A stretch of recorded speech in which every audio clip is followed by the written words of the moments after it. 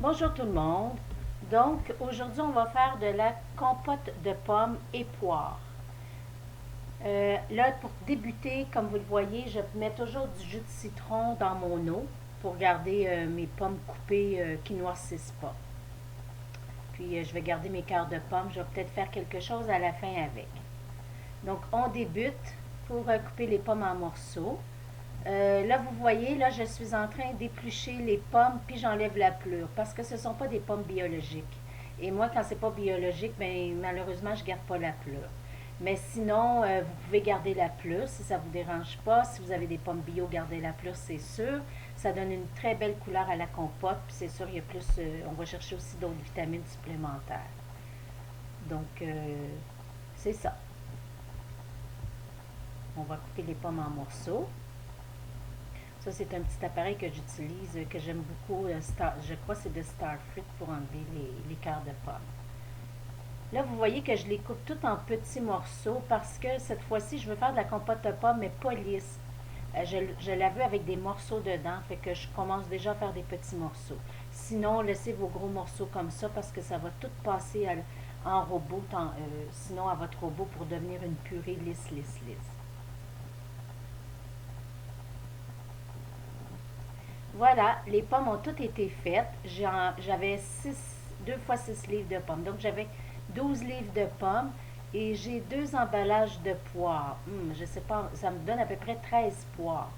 Je pourrais dire que c'est ça, c'est à peu près pareil. J'ai fait la même chose pour les poires. Je les ai épluchées, j'ai enlevé les pleurs. Maintenant, je vais égoutter. Puis, je vais passer à la cuisson. Fait que je mets un petit peu d'eau dans chaque chaudron. J'ai réparti mes pommes et poires dans chacun des chaudrons. Et je vais les faire mijoter doucement, environ 15 minutes.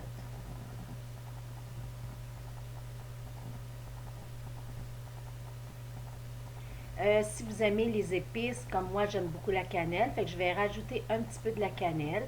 Ça, vous y allez au goût. Vous en mettez ou vous en mettez pas. C'est selon votre goût. Et comme j'aime beaucoup le sirop d'érable, je rajoute aussi un petit peu de sirop d'érable. Moi, je ne mets pas de sucre blanc là, que ce soit compote, confiture ou quoi que ce soit, le moins possible.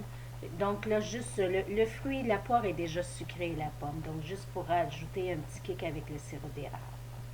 Fait qu'on brasse tout ça, puis on envoie ça à la cuisson. Comme je vous ai dit, environ 15 minutes là, à feu doux. On brasse de temps en temps.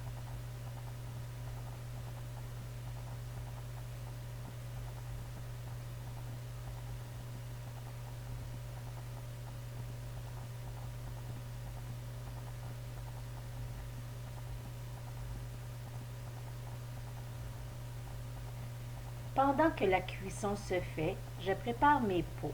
Les pots y ont déjà été préalablement lavés au lave-vaisselle et quand ils sont terminés de les laver, moi, j'ai sers dans leur contenant là, à l'envers. Donc, ils sont propres. Tout ce qui me reste à faire quand je vais les chercher, c'est d'aller les rincer de nouveau et je les tiens dans l'eau très très chaude pour empoter à chaud. Donc, compote chaude, pot chaud et mon eau va être chaude tantôt.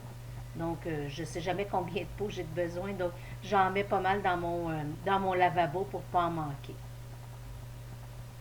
Donc, la cuisson se poursuit. Mes pots sont gardés à l'eau chaude. Et maintenant, il va falloir préparer le gros chaudron d'eau bouillante tantôt. Donc là, ce que je fais, c'est que je passe ma purée. J'ai utilisé pas le Vitamix. Le Vitamix donne une purée lisse, lisse, lisse. Mais comme je veux des gros morceaux cette fois-ci dans ma compote de pommes, j'ai simplement pris mon robot culinaire. Fait que je fais ma deuxième batch que j'avais fait cuire, que je vais passer au robot culinaire. Ce que j'aime avec le robot, c'est que je vais décider moi-même la texture que je veux. Là, vous voyez, il y a des bons gros morceaux. Exactement comme que c'est ce que je veux pour cette fois-ci. Sinon, j'aurais pu prendre mon Vitamix qui me donne une compote hyper lisse. Là, la compote, elle a tout été passée. Comme ça fait de l'air un peu quand on passe ça soit au Vitamix, soit au robot. Ce qui est préférable pour pas que ça déborde, c'est qu'on la reverse dans notre chaudron et on la fait mijoter 5 minutes de plus. Juste pour enlever toutes les bulles d'air et s'assurer que tout ça s'est passé pour pas que ça déborde pendant la stérilisation. Voilà, la belle compote de pommes en morceaux qui va être prête tantôt à empoter. C'est sûr que si vous gardez vos plures, ça va faire une belle compote rouge. Maintenant, on est rendu à préparer l'eau. Si vous n'avez pas de stérilisateur vapeur, tout simplement prendre un gros chaudron d'eau bouillante. Et sinon, moi j'attends, pendant ce temps-là, je fais chauffer mon stérilisateur vapeur. Maintenant, je suis rendue à empoter. La compote, elle est prête. Dans chaque pot, je vais mettre une cuillerée à thé de jus de citron parce que c'est des petits pots de 250 millilitres. Pour les pots, à cause de la poire, parce que la poire, elle est beaucoup moins acide, puis moi, je veux toujours faire une conserve qui est très, très sécuritaire. Donc, j'y vais avec la sécurité en rajoutant un acidifiant comme le jus de citron du marché, que lui, il a un pH équilibré. Je m'assure d'avoir une stérilisation parfaitement en équilibre et sécuritaire. Maintenant, on égalise nos pots. C'est à 1 pouce du goulot du bord pour la compote de pommes. Donc, on égalise tout ça avant de compléter. Et on enlève l'air avec un instrument pour enlever l'air des pots. S'il en manque, n'hésitez pas. Vous rajouterez de la compote de pommes dans vos pots pour égaliser tout ça 1 pouce. Dernière étape avant de fermer les couverts. Toujours bien laver les pots, c'est bien important. On veut que ça stérilise bien.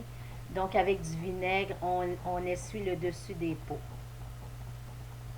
Ensuite, on va pouvoir appliquer les couvercles. Donc, moi, j'y vais moitié-moitié parce qu'avec les tâteleurs, je n'ai pas toujours une réussite à 100%. Et aussi, si je veux donner des pots, ben, en utilisant les autres couvercles, je peux les donner. Tandis que les couvercles réutilisables, je préfère pas les envoyer là, à quelqu'un. Peut-être qu'ils ne me le retourneront pas. Donc, je fais toujours... Habituellement, j'aime ça faire du moitié-moitié. Donc, les couvercles réutilisables et les couvercles Bernardin. Et il nous reste à visser les pots.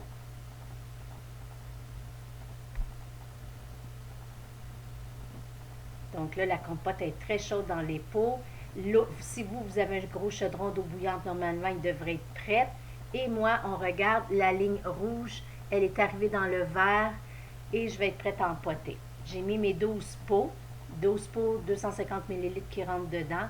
Et j'attends que, avant de calculer, j'attends que la ligne rouge soit complètement arrivée au bon endroit, c'est-à-dire comme ça, à la ligne blanche que j'ai mis. Et je vais calculer 15 minutes pour la compote de pommes. Après 15 minutes, je ferme le rond et j'attends un autre 5 minutes pour laisser la pression tomber et je sors les pots. Après un autre 5 minutes, ce que je fais, c'est que je vais serrer les pots qui sont réutilisables. Ceux-là, il faut les resserrer à nouveau, mais pas les autres, pas ceux qui sont avec Bernardin. Nous voici le lendemain matin. Tout ce qu'il nous reste à faire, c'est d'enlever les bagues. Il ne sera pas nécessaire de les reposer parce que et vérifier que nos pots sont bien scellés. Les tirer comme ça avec les doigts. On peut mettre le doigt au milieu. Fait qu'on s'assure que tout est bien scellé. Un petit nettoyage de chiffon et c'est prêt. Donc voilà,